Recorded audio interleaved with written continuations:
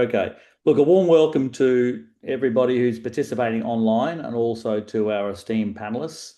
The topic for today is developing the path from under 20 to senior level athletes. And we actually think this topic is highly relevant for coaches for many reasons. One is that this is a critical and turbulent period of human development that not everyone's necessarily aware of, how problematic and turbulent that it is. There's also problems with attrition from sport, across sports, but also many successful elite juniors don't make the elite senior level. All right. And some broad data we have from World Athletics is that of all athletes medaling at under 20 level, only 15 to 25% eventually medal at the senior level, which is World Championships and Olympic Games. And 40% of all World Athletics under 20 championship athletes go on to become World Athletics senior finalists. So there's not a great transition from being successful as a junior to a senior. And we actually have a belief that most coaches don't intentionally pursue early athlete performance success, and certainly not at the expense of long-term athlete development. However, most sporting organisations reward early success that implicitly in turn promotes status, investment, and early specialisation. And I want to draw upon some of the extensive research conducted in Talent ID that's related to this topic. And the leading researcher in this space for a few decades is Professor Arne Gulich from Germany. And if you summarise some of his research, the first thing he'll make a point about, essentially, athletes who perform best at a younger age are usually not the ones who reach the highest level as an adult. And his recent study, it was published in January this year, 6% of people who are highly successful as elite senior athletes were successful at a younger age. So early success and elite adult success rarely align. And his research shows that about 82% of international junior athletes never reach senior international level. All right. So consequently, system, parental, coach, and athlete expectations and beliefs about the importance of early success means that often we miss these late developers. These expectations and beliefs matter because it shapes decision-making around selection, deselection, funding, and training loads during periods when performance is least predictive of long-term performance outcomes.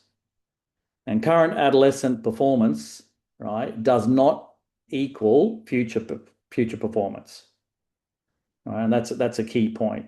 The period from about 16 to 22 years is characterized by significant development physically and psychosocially, and furthermore, the impact of social media on that development also needs to have some strong consideration. So in the forum tonight, we're going to hear some insights from a panel of experts who work in Japan, Australia, and New Zealand, and are at the coalface working with young people aspiring to become elite senior athletes. So I'm going to moderate the forum tonight and introduce our panelists who will present for about 10 minutes. Then we'll have a conversation as a panel, asking each other some questions.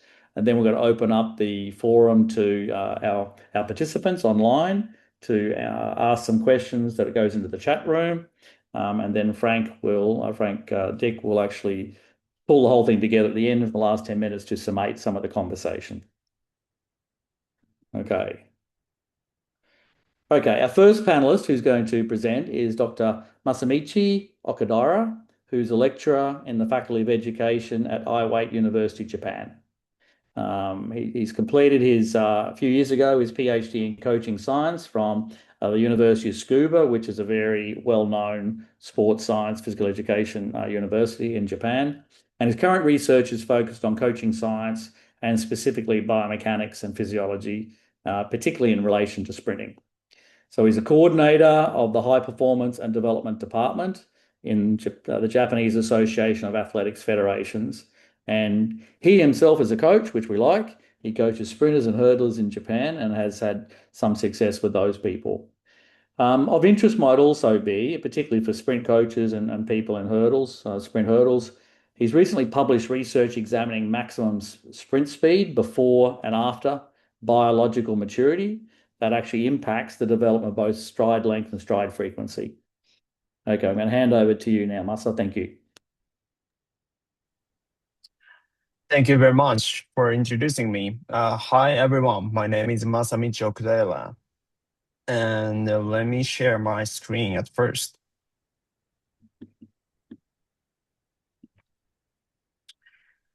Okay, can you see my screens?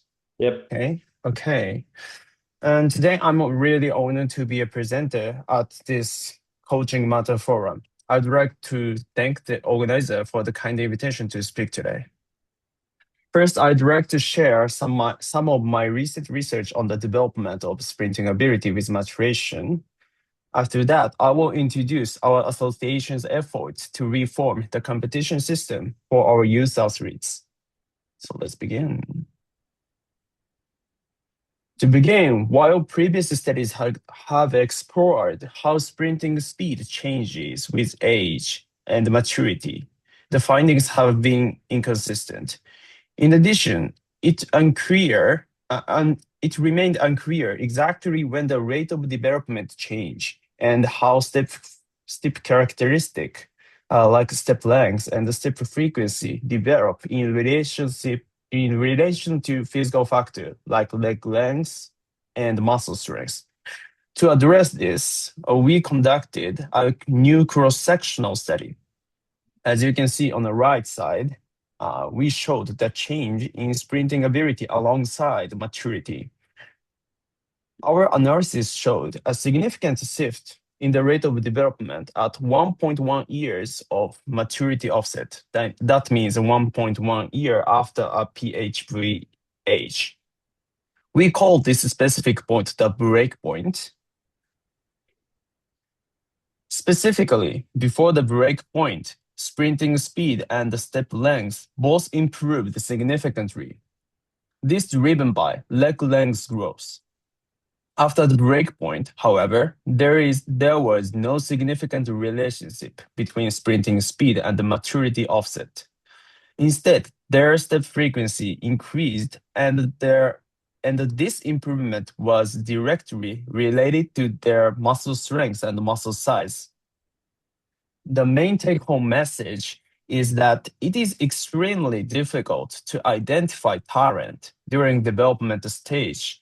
In other words, during the junior years, you cannot accurately judge who is better without looking at their maturity and the physical characteristic like leg length. Today's main topic focuses on the transition from the U20 to senior level, which involves athletes much older than those in my study. While differences in maturity level have mostly disappeared at those stages, it is still crucial to maintain a long-term perspective on athlete development. We must prevent inaccurate talent evaluations and inappropriate training prescriptions, ensuring they are truly ready for elite level. That concludes the research portion of my talk. And next, let's shift gears and look at what our association is currently doing to support this long-term development. So at first, this table shows Japan's national ranking based on placing scores at both the U20 and the Senior World Championship. Between 2000 and 2018, Japan ranked 10th in total points at the U20 level. However, at the Senior World Championship, we ranked 17th. Simply put, Japanese athletes perform very well at the U20 level, but when they move up to the senior ranks, many of them fall behind their international peers. Let's look at this figure. This graph compares the top 20 Japanese men's 100-meter sprinters in history with the top 30 in the world. It shows what percentage of their lifetime personal best at different points in their careers. What this tells us is quite concerning. The top Japanese athletes tend to peak early, like this, usually around age 20. And then their performance declines. In contrast, the world's world's top 30 athletes hit their lifetime personal best at older age. Also, the peak performance window for a Japanese athlete is much shorter. If you look at the curve, Japan has a sharp mountain-like peak. The world's top 30, however, show a little bit flatter curve, meaning they maintain their peak level for a much longer period. This confirms that Japanese athletes often mature early and succeed at the U20 level, but then their development stagnates. We believe a major reason for this stagnation lays in our current competition system, especially at high school level. In Japan, the track and field season runs from April to November. The calendar for high school athletes is built around a tournament system, leading up to the National High School Championship in August. Succeeding at this championship is incredibly popular for our high school students. In fact, some of athletes even prioritize it over the chance to represent Japan at international competition. Under this system, even top-level athletes must go through multiple qualifying rounds. They have to compete at district, prefectural, and regional meet, all the meets. Because of this, the total number of races becomes extremely high value. When you add other events, like the U20 or U18 nationals and the National Sports Festival, along with many other smaller local meets, the schedule becomes completely overcrowded. We suspect this tournament system is a big reason why our athletes stall out in their senior careers. Additionally, doing highly specialized training for a single event likely triggers that early specialization. So what are we doing about it? Our first approach to abolish this strict tournament system. We want to allow high-performing athletes to skip the early qualifying rounds for major events like the National High School Championship or the U18 or U20 nationals. By doing this, we can significantly reduce the number of races they are forced to run. Specifically, we are planning to change the overcrowded competition schedule by implementing entry standards and target numbers.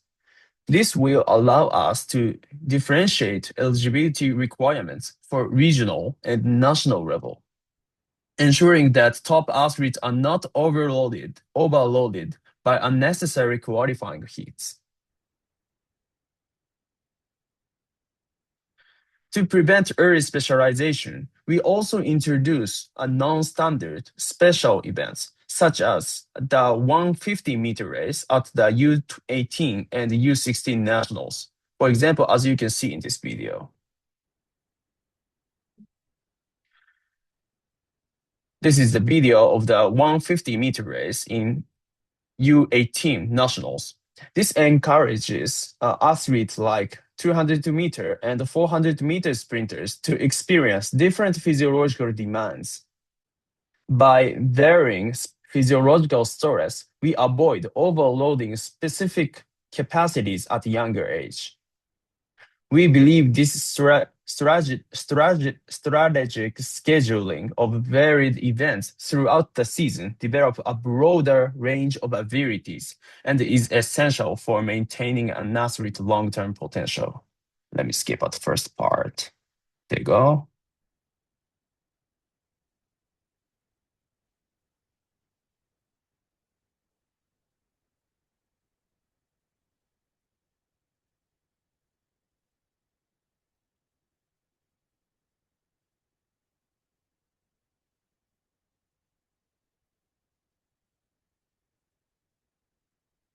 Okay, let's move on to the next one. Furthermore, let's take a look at this qualifying system for our U18 nationals. Here is a table showing our entry standards. To enter a specific event, an athlete cannot just submit a qualifying time for the one event. They are also required to have a record in other related events. For instance, a 110-meter hurdler must also submit a qualifying mark for a 100-meter or the long jump. This approach prevents the training strategies from becoming too narrow or rigid. It also opened up opportunities for athletes to transfer their skills to different specialized events as they move toward their senior careers. To summarize, we are still in the middle of debating how to best change our system. Our goal is to ensure athletes reach the senior level with plenty of energy and room to develop. Concentrating too heavily on single event and running an excessive number of races doesn't just chip away at an athlete's potential, it also heavily increases the risk of career-ending injury. To address these risks, our association is taking 3 key actions. First, optimizing competition formats to manage training load. Second, encouraging event variability for broader foundation. And third, promoting a multi-event approach through new system design. These reforms are vital to protecting our athletes' long-term potential. Since we have coaches from so many different countries joining us today, I'd love to hear about the competition system in your regions. I look forward to discussing any case studies and idea you might have. That is all from me today. Thank you very much, and thank you very much for your time and attention.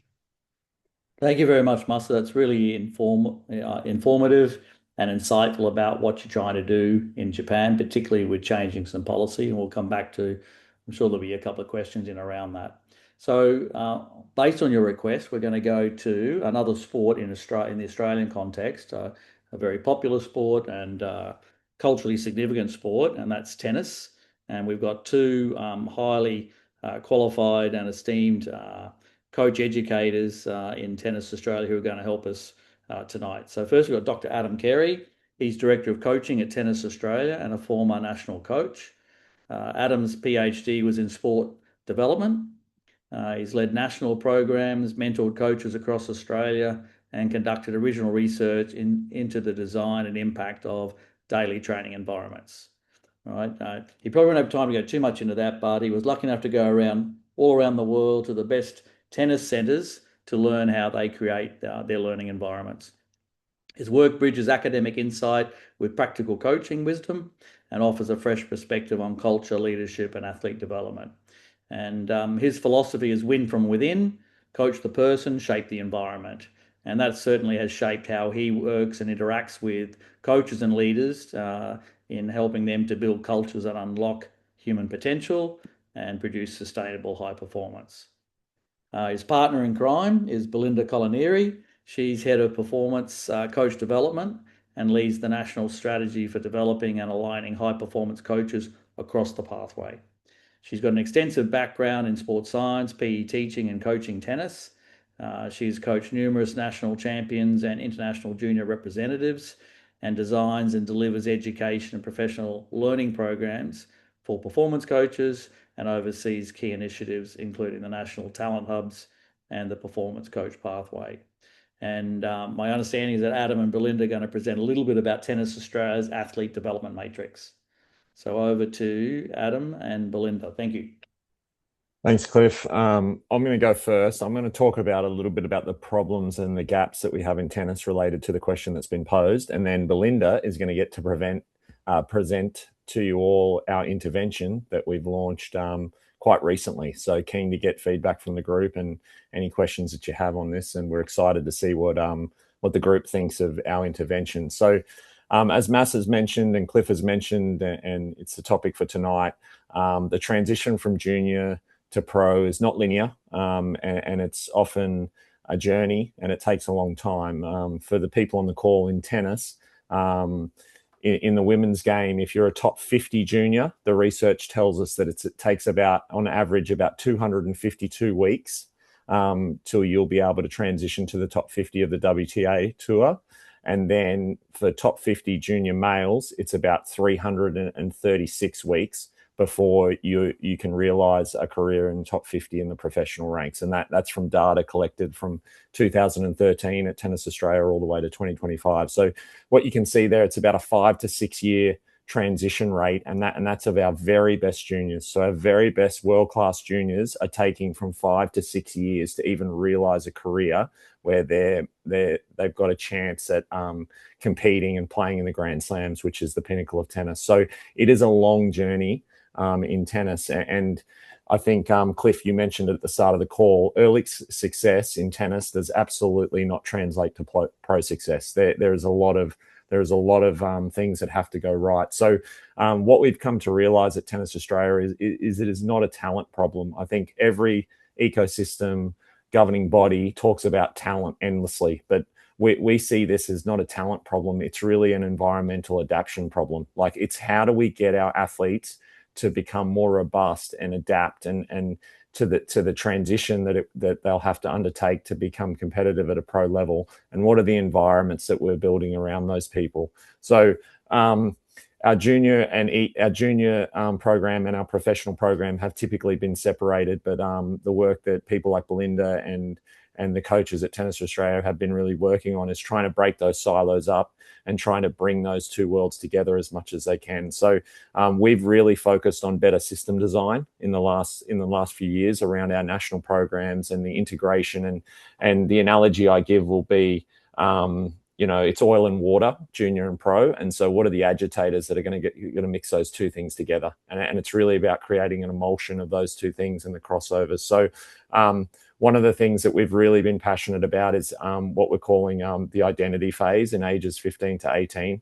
So understanding that the risks that we have is if we identify our juniors through ranking and national validation, and that's it, which is traditionally what a lot of people do. It's early success translates to a ranking in tennis. The ranking translates to funding and those kind of things. We want to break that up. So it's the intervention is what we're kind of building is a multi-source identity of players. And the things that we're really interested in looking at are kind of looking at the competitive context that our athletes are engaged in across the country and across the world. We're looking for different kinds of surface exposure in tennis. We've spent a lot of time building our competitive schedules so that players are experiencing different surfaces that they play on in the sport of tennis, but also different kind of cultures and environments.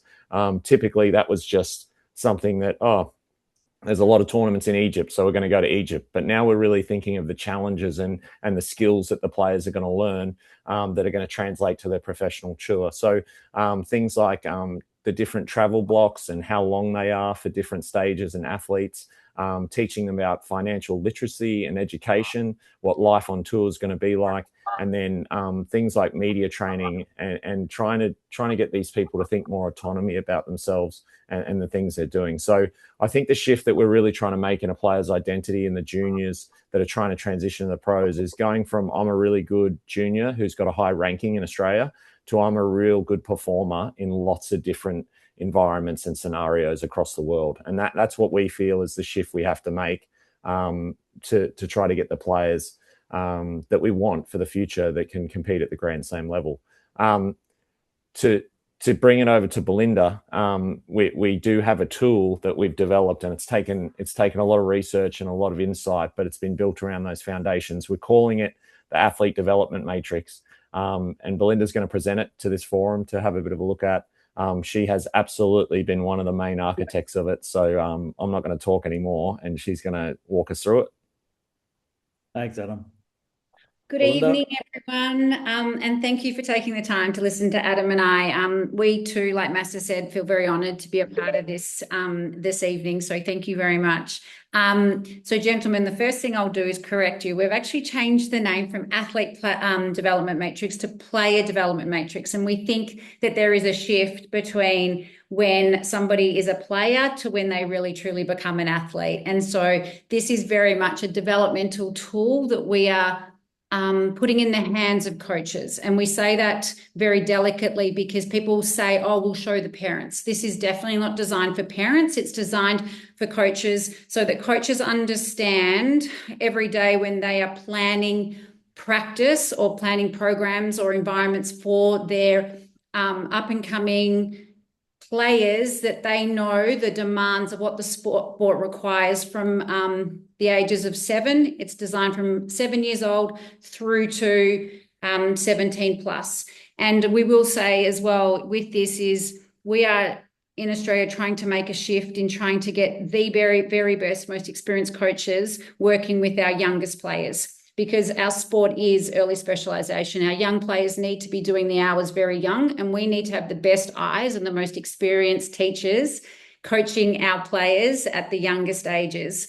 And so we have designed a digital tool, which I'll show you. I'm just going to talk it through with you. So I thought I'd just take you on a bit of a journey for you to understand it. First and foremost, we know that data definitely has to inform our practice. So at the front end here, where it says vision is our ranking benchmarks.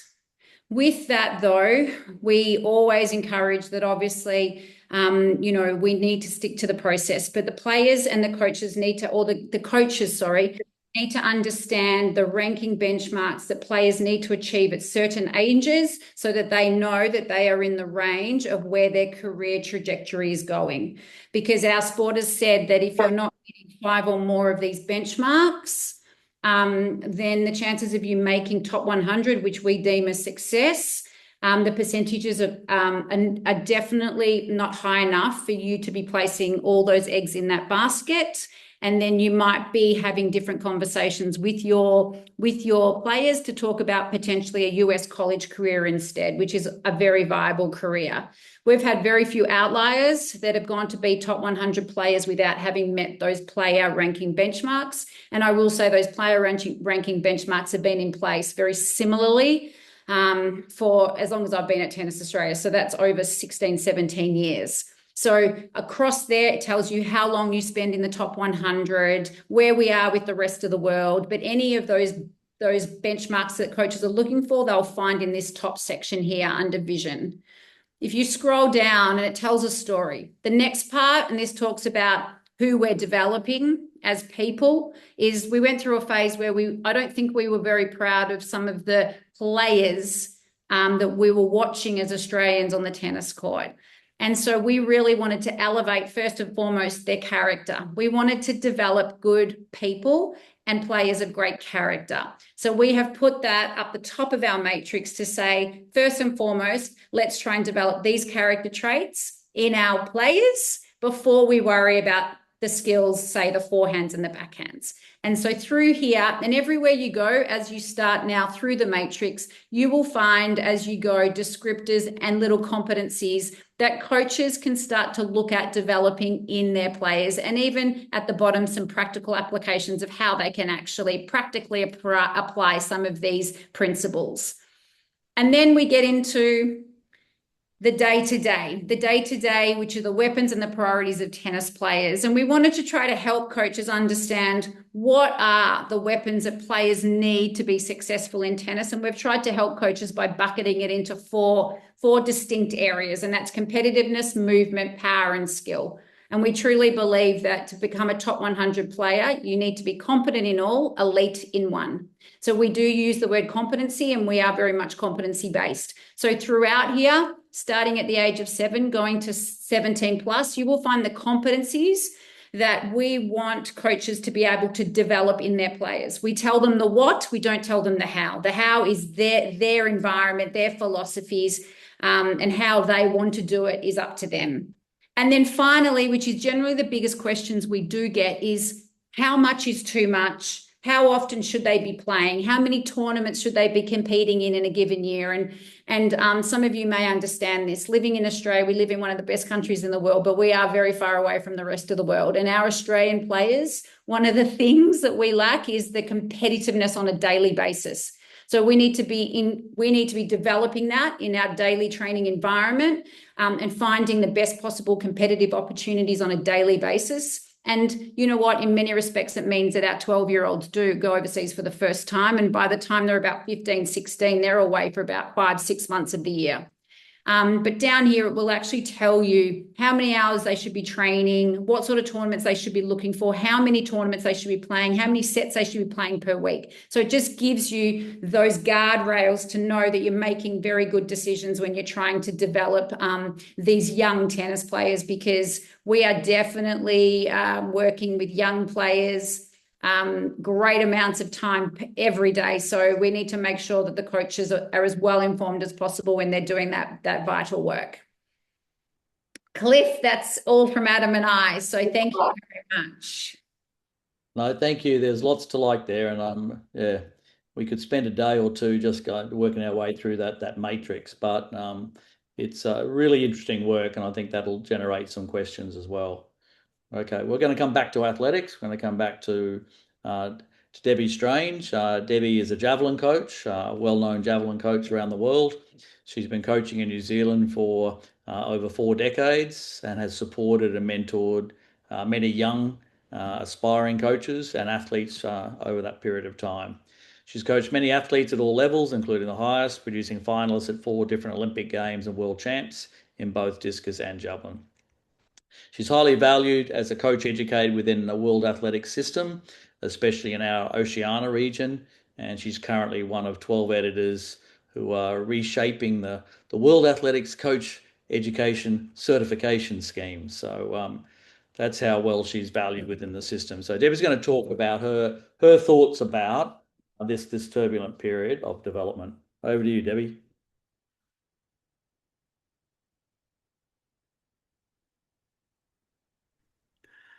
Thanks very much. Talking to myself there. I'm just actually going to share my screen. So here's hoping it all works.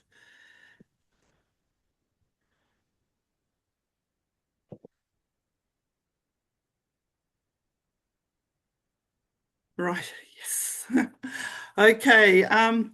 I've been really privileged to actually take 2 javelin throwers from the high school, when they left high school, through to World Championship Olympic Games level, and with one of them actually finishing 8th in an Olympic final. So I find that a real privilege, but it certainly was a long journey with many ups and downs, as you all will recognise. And in fact, one now, right through to the end of their careers, one now is actually coaching, a coach that I mentor, and the other one is making a comeback because he just loves javelin throwing so much, doing a comeback after serious illness.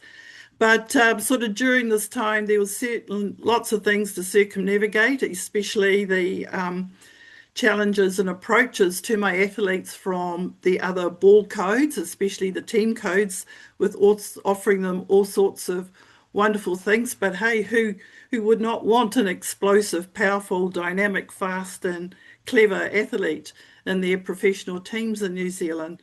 We also had lots of challenges from the scholarship system in the United States, but the guys that I worked with chose to stay home and try and do it from New Zealand. But we are a long way from the rest of the world where the action actually takes place in Europe, but we've proven time and time again that we actually can produce medal-winning performances on the world stage from down under.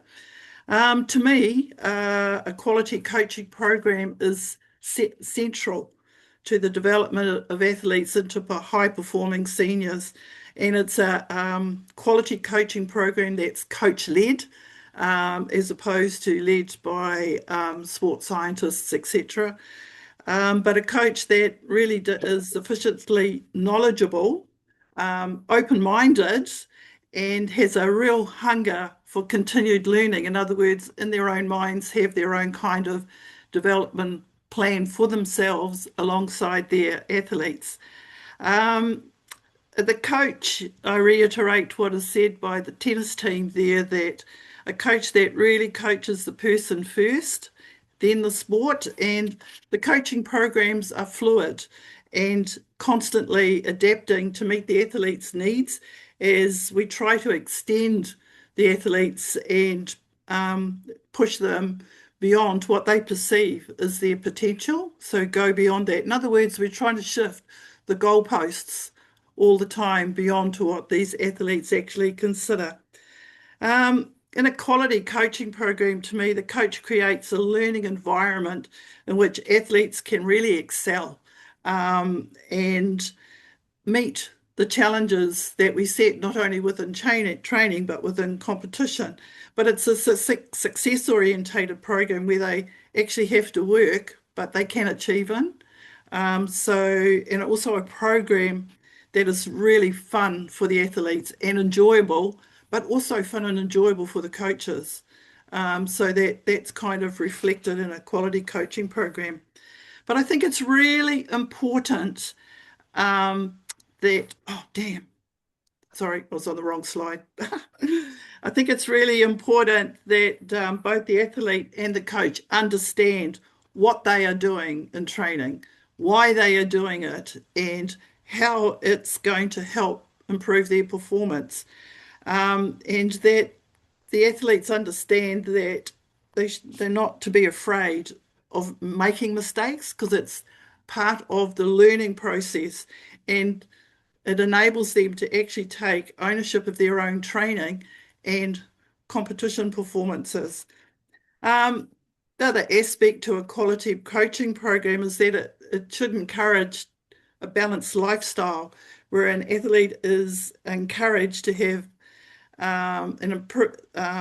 where athletes are encouraged to have an appropriate and conducive lifestyle, work or study, spiritual, family life, alongside their sporting life. So everything is just all kind of nicely balanced and conducive to producing good sporting performances. Whānau is it's a New Zealand term which means friends, family, significant others, are also a real important part of a quality coaching program, and whānau are welcomed in to be part of the sports team, and a culture within the team that is respectful and also conducive to the sporting performance. And sometimes this actually has to be a bit of an educational process, where the coach has to perhaps guide and educate the whānau how they can support their athlete and help them along there. Because very often I've heard from whānau of athletes, I really want to come. Should I come or should I stay at home? Do I make my athlete nervous? When you want to say, no, you're important to your athlete. They want you there. But and just kind of advise them and help them understand how they can support their athletes. But alongside a quality coaching program, an appropriate competition program needs to support it, because athletes need to measure themselves not only against themselves, in other words, ask, am I actually improving or not, but also to judge themselves against others, so they can identify their own strengths and weaknesses compared with other athletes. And this will help direct the program in the future. It's real easy to be a big fish in a small pond here in New Zealand. Athletes train to compete. They don't just train to train. And athletes need to learn to compete and become the best that they can be. My throwers, they just want to throw big. They want to throw huge. They want to show off what skill they have. But of course, in order to get good competition means travel for us, not only within New Zealand, but across to Australia, within Oceania, and, as the athletes develop more internationally. The athletes, they need to gain experience with traveling and competing. They need to gain more knowledge about the sport and about themselves. But importantly, they really want to make new friends. They want to get to know their opposition worldwide. That's important to our young people. But of course, traveling means financial support, and it gets really tough, because in the developmental years, when the athletes leave school, they go to study, and then that means work, that they actually have to work in order to support their sport.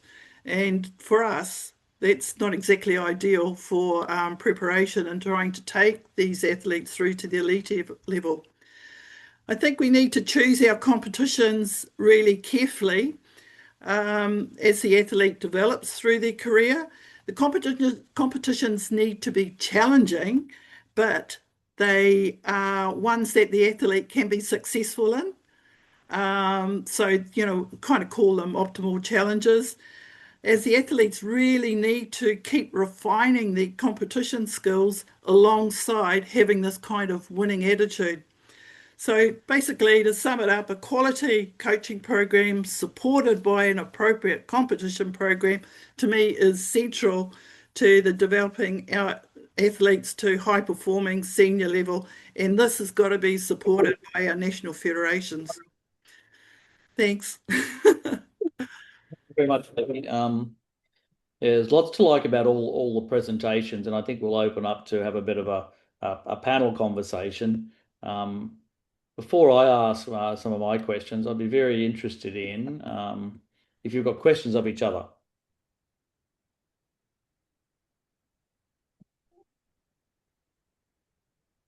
I'm happy to go first. No, I can kick it off.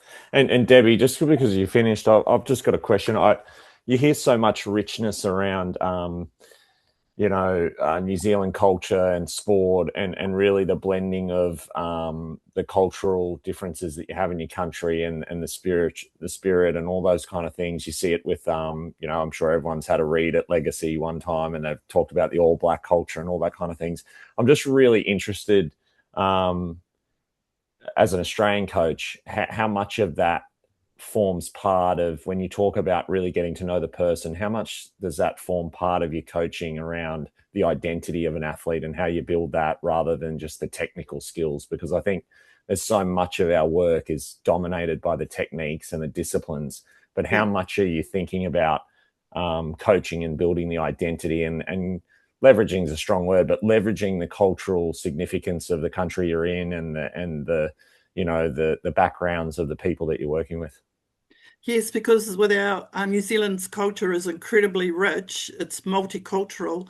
And I think one of the strengths in a coaching program is getting to know who the whānau are and how they impact on the athletes and what the demands are. And New Zealanders, we're pretty lucky because the way we operate, we are mixing with our Polynesian, Melanesian, Micronesian populations, our Asian populations, and they all bring their unique strengths. When it boils down to the sport, it's the coach being able to blend this. And I think we're an individual sport, and so trying to set a team environment within an international, within an individual sport, I think is really important. And it's not only mixing of the cultures, it's mixing of the ages, and it's also mixing of the sport specialisms as well. And I think also in satisfying social needs, I think we can do that through team aspects. Training as a group, taking certain parts of the session where the whole group is together, giving the athletes some ownership to lead certain parts. But then it comes down to knowing the athletes, good communication, learning about their whānau, and trying to make whatever's really good that they bring to the party even better, making it excellent. I hope that answers your question somewhat. No, it does. Thank you. Very good. That's good. Any other questions or comments? I have a question to Belinda. Thank you very much for your talk on the tennis playing matrix. And I strongly agreed with the fact that the character was positioned at the second element of your presentation. If there are any particular point you pay special attention to when designing the character component, I would really appreciate if you could explain a little bit more. So, Massa, our character development starts at a very young age. We are really fortunate at Tennis Australia that we're well resourced. We have a coach and player wellbeing team. So it is their role to help develop character in our players. So what we do is we educate our coaches internally at Tennis Australia to understand how they can develop the character in the players. But we also, and that's through, we've designed some activities to give to the coaches that the kids can either play with each other, or games that the coach will play with the players to develop those character traits in the players. But we also, at each of the camps that we run and all the international tours that we do, we have special sessions, whether it's in the evening or whether it's when they're on court, where we do special character development activities with them.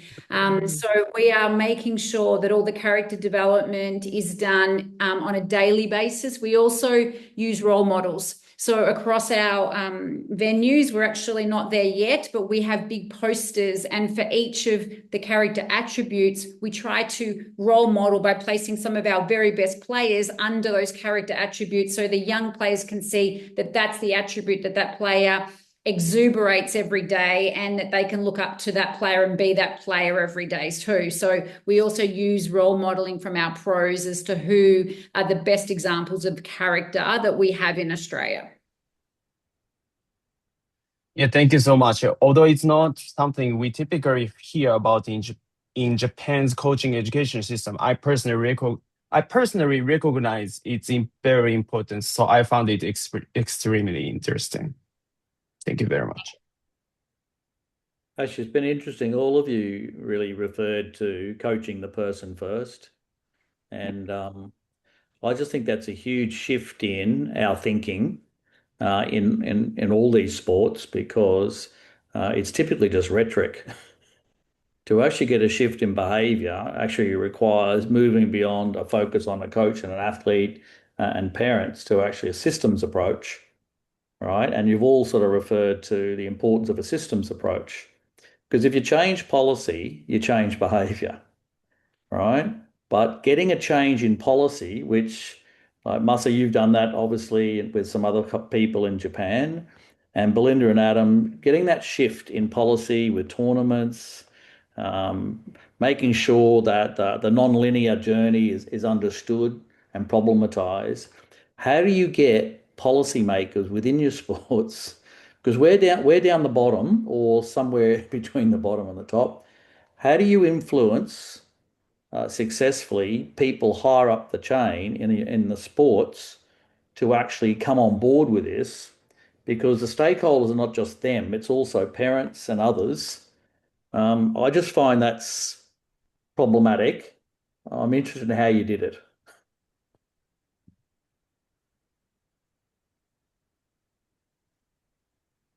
Adam, do you want to go? You're on mute.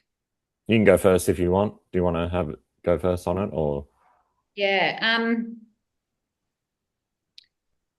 You know what, Cliff, and I still think that we've got a long way to go. Sometimes I think that when you see failure around you, or we're seeing that the players aren't where they're meant to be, all of a sudden everyone's reactional. And I wish we weren't, but we still are reactional, and we will create new policies, or we will create change when we see we're in a position that we don't want to be. And I think that we would love to be innovative, creative, risk takers, more so, that create these policies knowing of what's going to happen in the future, and being working on that now and implementing it now for what's going to happen. I don't think we're there yet, but I definitely think at Tennis Australia now we're in a really good position where the right people are making the decisions, and very well-informed people are making the decisions.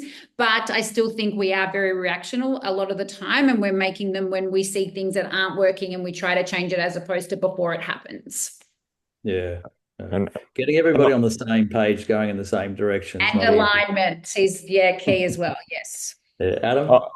I'll just add to what Belinda's saying. I think what we've experienced in the recent history, and we're probably trying to roll it back a little bit, is we've probably created a bit of a system of dependency, especially in our junior athletes. So when you create that system of dependency, it puts a lot of pressure on the crucial transition points in an athlete's career. And so, once you create dependency at one level, it's like being addicted to a drug. You're hooked on it, right? So you can't take them off it, and you've got to keep that dependency just keeps flowing. And so what we found is that if you're not able to create adaptive systems, so ones where they're really learning and having to go through some robust challenges, and we're still very supportive. And as Belinda mentioned, we've got huge ability to resource triple SM and sports psych and all those kind of things, but using them in a way that doesn't create dependency,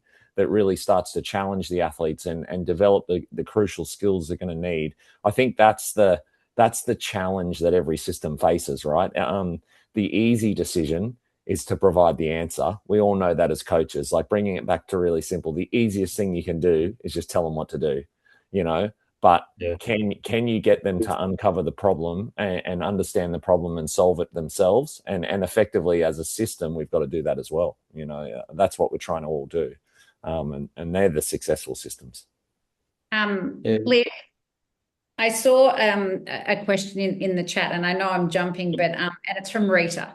And I have to tell you that Adam has to answer this, because yesterday he presented it to a group of coaches, and it also obviously was part of his PhD, hard fun. So Adam, I think that question has been designed for you, and I think you need to definitely answer that. And I'm sorry to the other panelists, but I know that this. How about we come back to that one? It came up. Thank you for leading on that, Belinda, and delegating. So that's awesome. We'll come back to that question from Rita, though, Adam. I think that's an important question for all of us. But before I go to Masa and what the changes they've been able to implement there with their competition structures, all of this in terms of there's been a push traditionally not to be patient in the journey. Because people want to get there yesterday, not tomorrow. So how do you promote that sense of patience rather than urgency, which is coming from both players and parents, and sometimes the system themselves? Because this is about playing the long game. This goes to everybody. It's a lovely virtue to have, to be patient. Yep. Right? But not many people are, particularly in elite sport. So we can come back to that one. Masa? It's related to the previous topic. I mentioned, I believe that change in the policy of the competition system can also promote the change in the athletes, I want to say, autonomy or ownership. Yep. And this in turn can influence their attitude as well. And I personally believe that at this age, from U20 to senior, one of the most important factor is whether athletes can take ownership of their own careers. Essentially, this is a quality we should start fostering from much younger age, but it becomes critically important during this specific transition phase. And athletes at this age are going through massive changes, not just in sports, but in their academics and the financial situations, careers, and the personal lives. So if they are just passively following their coaches' order, they will eventually struggle. I think that's an important point. Yeah. And one way of understanding autonomy is to what extent and when and what situation do you provide opportunities for athletes to have some voice and some choice on what they do? Because if you give them voice and choice, which is autonomy, they're more likely to engage more meaningfully and with purpose than actually just going along for the ride. So you're actually developing personal assets through promoting autonomy. Marcia, you want to talk about how did you get changes in the competition structure in such a traditional sport like tennis is as well? So to get change when there's a lot of people who are going to say don't change, right? You're ruining the sport because you're putting changes in the way that the competition is structured. And even your work there, Belinda, 7 to 17, that whole pathway, people have views, attitudes, and beliefs that actually they're the naysayers. So I'm interested again. Hey, Masa, how have you worked with that in Japan? Yeah, that's a very important point, and that's a really difficult point we are struggle with. And I believe we need to educate our coaches or the people related people, so that they don't try to squeeze out 100% of athletes' potential right away. So actually, at our association, we recently did a workshop with high school coaches. We asked them to visualize what level their current athlete could reach in the future, and they asked and then asked them to define where the athlete should be right now in that journey. And what we found was that many coaches were trying to pull 120% out of the athlete right in front of them. So ideally, we want coaches to adopt mindset. I can say mindset. I will train this specific component right now, but I will save that component for the athlete future. Kind of, we need to educate or promote our vision and the journey. That's my opinion. Actually, in essence, what I get the sense all of you are saying too, there's a focus away from current success to actually how do we actually help players and athletes actually become fully prepared for the journey they're about to embark on, right? And that's intentional as opposed to just hoping. It's serendipitous and it just happens because they get exposed to overseas travel and you just wish them luck. I mean, you're actually creating players of the future as opposed to just hoping it works out. And hopefully that will pay dividends down the track. Have you got any other questions of each other?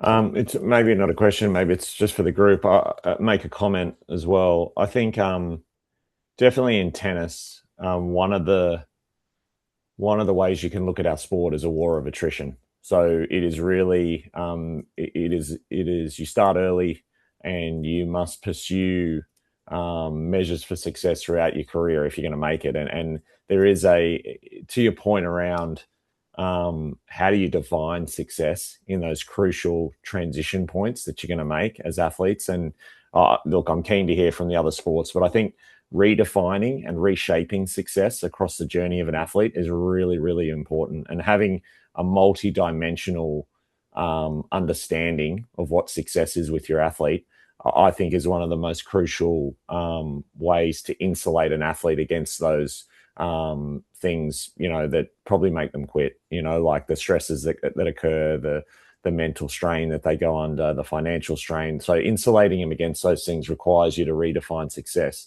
across their journey and their pathway. And I think in tennis, it's one of the hardest things to do in a sport where everything is measured by the rankings and the tournaments that you're playing and the level you're at.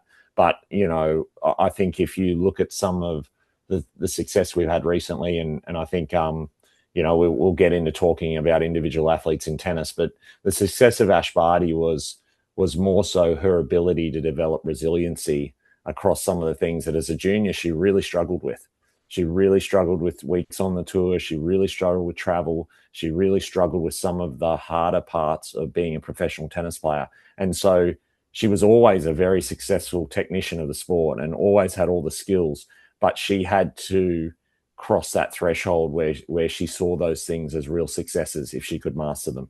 And once she did that, she was pretty unstoppable, for the years that she played professionally, and she's obviously not playing for us anymore. But I think when you talk about role models and things, her journey has been very good for us as an organization to look at, and the ways that she found success after walking away from the sport. There was a time there where we thought we'd lost her, and she came back to the sport. So I think redefining success, I think that's what Masters work has all been about, and that's what it's really about. And just that the life of a tennis player starts so early and goes so long that you can't just have a really binary measure of success, which is win tournaments and have a high ranking.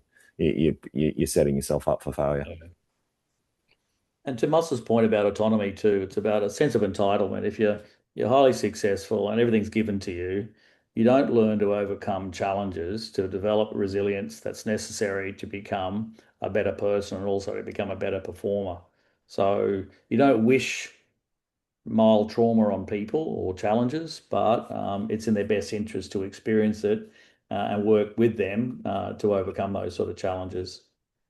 Okay, so we'll open up to the audience, and the one from Rita. Rita's a hurdles and sprint coach in a well-known coach in South Africa, and a question, Adam, I'm throwing to you first. Does the saying "fun versus winning" still exist in junior sport? Long-term development of athletes and instant gratification by youngsters, parents, and coaches. It leads to the high dropout rate of juniors, but it's possible to stop this trend. Or is it possible to stop this trend? In South Africa, a very competitive high school athletic competition league exists, leading to 2 to 3 competitions per week, excellent performances by under 18s, but starts to drop in the final year at school, and very few athletes participating after school as a consequence. Parents and schools are very excited, and many juniors are participating at senior competition as well, and are doing very well. So what? Yeah, your insights, Adams. This is your wheelhouse. So thanks for the question, Rita. I will say that my experience tells me in tennis that competition is an integral part of what a tennis player needs to be experiencing daily in their environment, but it's the skill of competing that you're trying to develop. So in our environments in Australia, we're encouraging our players to play every day and compete against each other. Like, that's the sport. It's gladiatorial. It's 1 versus 1. So they have to compete. What we need to do well as coaches is to make sure that the winning and the losing is not the focus. It's how you compete, learning to compete, striving to compete every single day in everything you do. And so I would say, to your question, what you don't want to do, and maybe, happy for this to be provocative, but what you don't want to do is purely go out there with an idea just to create fun. An environment where there is no point of challenge, when you're not pushing the athletes, where they don't feel like they're learning and they don't feel like they're being challenged.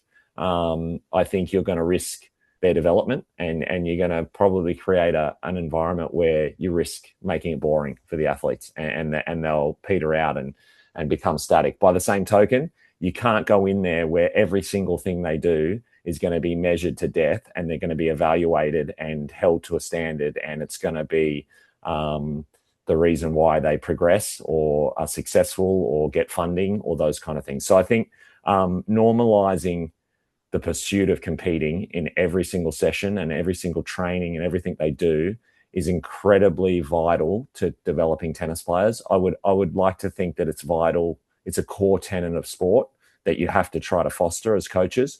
And it's playing within those spaces that is really important for coaches to understand. That's where you earn your money as coaches, getting that balance right, and being really good at that balance, I think, is where you get the best results. And if we bring it back to, I think you mentioned, Rita, it's quite successful in under 18 athletes. The journey's long though for an athlete. So, if everything's about winning at under 18, a lot of kids in South Africa can probably win races in under 18 in South Africa. It's a big wide world, and athletics is a global sport like tennis. You leave South Africa and all of a sudden you're not going to be winning many races. It's going to take a long time for you to win those races. So if your only paradigm of success is winning, that's why you're going to get a lot of dropout. And so, having those competitions is fantastic. It sounds great. It's how you're measuring, what you're measuring in those environments. It's really, really important, and that'll help with your transition of athletes. Yeah. Okay. Any other comments from Debbie? Yeah, I'd just like to comment, Rita, on the competitions 2 to 3 times a week. I kind of tremble a bit at the thought of high school age javelin throwers, triple jumpers, those events that have a really high physiological and structural and neural demand on the athletes. I kind of feel that maybe the attrition is because of injury. Masa, you wanted to say something? I noticed that same situation is happening in Japan, and I hope a kind of this cultural shift, and we need a kind of a society where the junior coaches uh, pa- who who guided an athlete are highly prized when that athlete eventually success at the senior level. So currently the situation in Japan is the exact opposite situation. Immediate performance improvements are what boost a coach's reputations. So in the past, a track on the field was often conducted within school-based educational activities. So while competitive results were expected, the level of pressure was not as intense as it is today. In part of the recent movement to reduce teachers' workload, sports clubs have become very popular in Japan. But because of that, especially with track and field club becoming more competitive and focusing heavily on promotion, short-term race results directly dictate a club's value. So, and the patient expectations, as we discussed, play a huge role in this. That's my comment. Yeah, no, thank you. If people in the audience want to put up a question in the chat, that would be great. If I can just add to this little conversation here, the safety net for kids in terms of their sense of accomplishment, which then links into things like constructs like fun and enjoyment. You can assess success or competence in terms of, am I making sense of my abilities on the basis of, am I better than someone else, or am I getting better? Right? There's a critical period between 8 to 12 years that young kids start to shape their sense of, how do they define ability? How do they define competence? And for a lot of people, if we don't continue to push and have conversations about, are you getting better, and giving evidence that they're getting better beyond just times, right? Because certainly in tennis would also be more technical, tactical sort of stuff as well. We've got to promote self-referencing rather than norm referencing, because the research on elite athletes is they're strong in both. But if you're only focused, to Adam's point, on winning only, and that's all about norm referencing, how I compare to other people, eventually you're going to come unstuck. And that then leads to potential attrition from sports. People go do other things. Okay. Now, Jerry's got a comment in here. Two high-performing athletes, Australia in Ash Barty, tennis, and New Zealand in Zoe Hobbs, 100 metres. How do they transition from under-20s to the pro ranks, and are there lessons there for coaches and administrators? So I don't know if you want to talk a bit more, Adam or Belinda, about Ash, but she was in a pretty good home environment, as well as there's a lot of factors that contribute to that journey. Is there anything you want to elucidate that you think you're okay to share? Only because I spoke to Craig Tyser this week, because he spoke to our coaches. And Craig was Ash's coach. And I suppose, and this is where the complexity of everything that we do. Sometimes we think that, she left the sport because there were too many hours involved. It was too competitive, where in actual fact it wasn't. And she was a student of the game. She loved the game. But the simple fact was, she was a homebody. She loved being at home. And she also didn't enjoy traveling, and she didn't love being around a lot of other people. She's not very social. But funnily enough, there was also, Craig spoke about, and this was one of the biggest things when she quit tennis because of the elements that it expected of her that she didn't enjoy. Coming back to the sport was simply because she felt like her parents couldn't afford for all of her children to the children play tennis. So they had to decide one, and they chose Ash. So she felt that guilt that she was the one and she didn't continue on. So it was one of those simple things that happened in her life as a child that then determined why she came back. And then with that, she put a great team around her, and she realized the potential that we knew we had her tracking at about 15 to be world number one. We knew she was going to be there. It was just the elements of the sport that she just didn't enjoy. And it didn't matter what we put around her or the decisions that we made.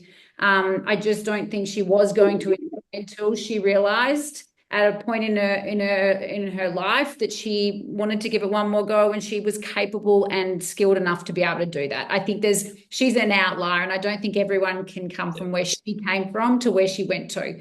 Those sort of people only come very few times in our lifetime. And it shows to some degree whilst there may be some similarities with others, it's also quite a unique journey.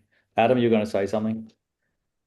Oh, I think Belinda spoke really well about that. I think my experiences around Ash probably saw her at the tail end of her junior career, and Belinda was absolutely correct. It was a girl with unlimited potential, absolutely no ceiling to what she could do on the tennis court from a technical and physicality, ability, all those kind of things that you need for a tennis player.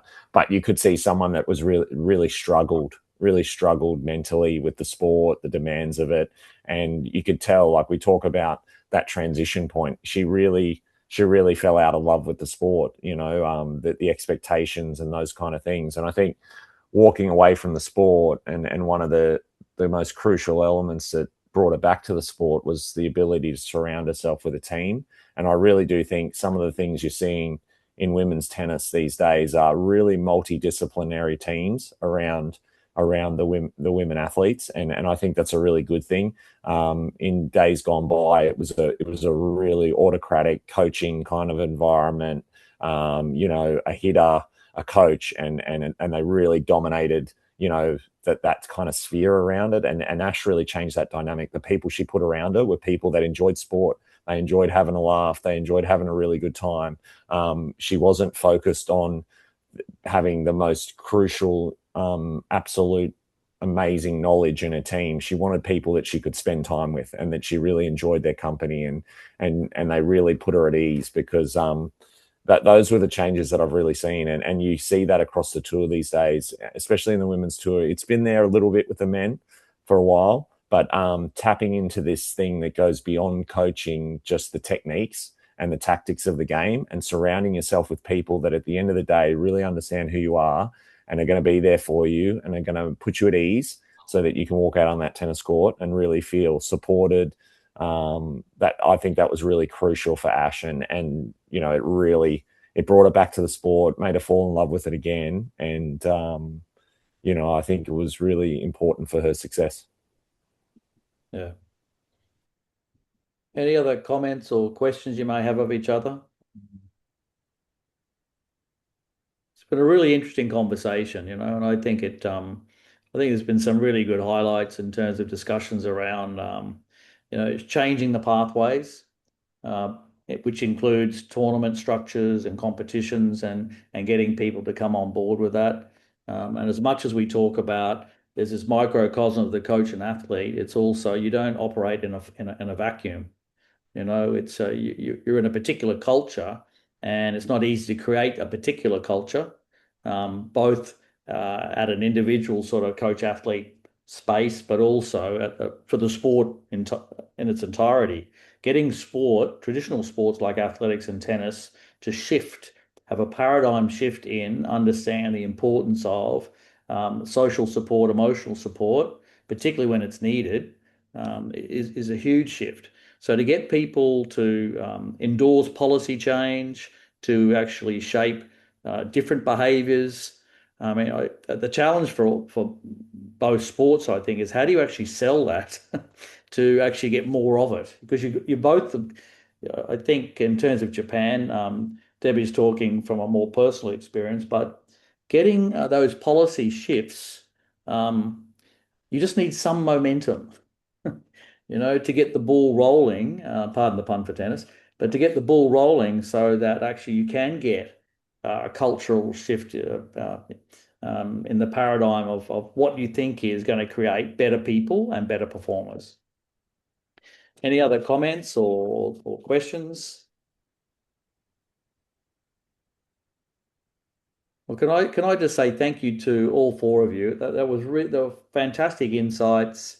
Uh, very well communicated. There's some fantastic work going on in systems that I think is terrific, and I hope that you can write up some case studies that you might share with both within your sport, because I think that's how you sell these things, but also those case studies you might share with people outside your sport, because I think sports are looking out for what other people are doing, and my own experiences have been that more people share across sports than actually within sports. So if we can share some of that, those insights, I think we're going to have a better sporting landscape in our countries. And I think that's really important. And certainly when Debbie was speaking about the multiculturalism and the acceptance of that, much more readily in her country compared to probably the Australian context, a bit different, I guess, in Japan. But Japan's a very unified collective. They tend to support decision making once they've made a decision, right? Australia, Massa doesn't quite have the same experience. If we don't vote for something, we tend to undermine. And that's a challenge for the system. It's a challenge both internally in national sport organisations, but also more broader in our society. So thank you very much. I also want to say thank you to Jimson and to Jun, who actually led all the technology. I'm not great with technology, and Jun has done an awesome job with Jimson to actually get this set up. And we're very grateful for the contribution that goes on behind the scenes to make these things happen. So once again, thank you very much, everyone. We're very grateful for your contribution and for generating some interesting conversations. Thank you.